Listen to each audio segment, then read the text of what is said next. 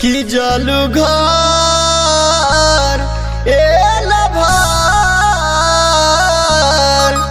कि जालू घर एला भर करी घात रानी तोरा दिन कैसे काटी दिन रात रानी कि जालू घर एला भर करी घात रानी तोरा दिन कैसे काटी दिन रात रानी।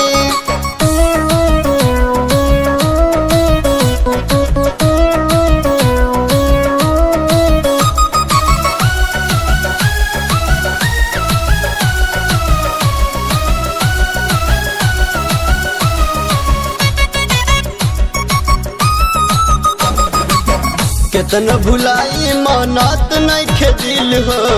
जिए में होता बड़ी मुश्किल हो कितना भुलाई मानत नहीं खेदिल हो जिए में होता बड़ी मुश्किल हो तोहार बिना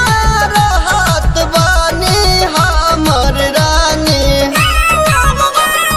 तोहार बिना रहत बानी हमर रानी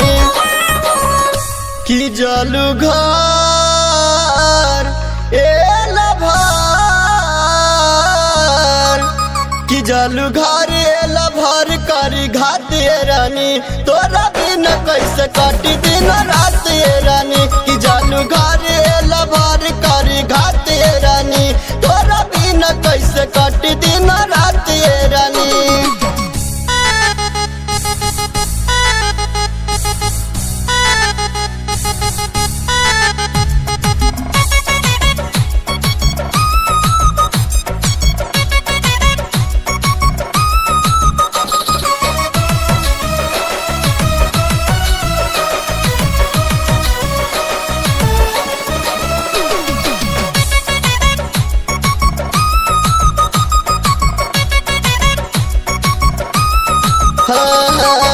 दीवानी डंटो रही न तोहरा बीना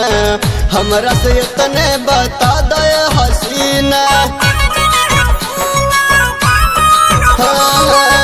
दीवानी डंटो रही न तोहरा बीना हमरा से इतने बता दे हसीना तोहरा के अपन बनाई बलेल बानी दिलबा में ठानी तोहरा के अपन बनाई बलेल बानी दिलबा में ठानी कि जालू घर एला भर कि जालू घर एला भर करी घात रानी तोरा दिन कैसे काटी दिन रात रानी कि जालू घर एला भर करी घात रानी तोरा दिन कैसे काटी दिन रात रानी। एंगल म्यूजिक कुमार रमेश की प्रस्तुति।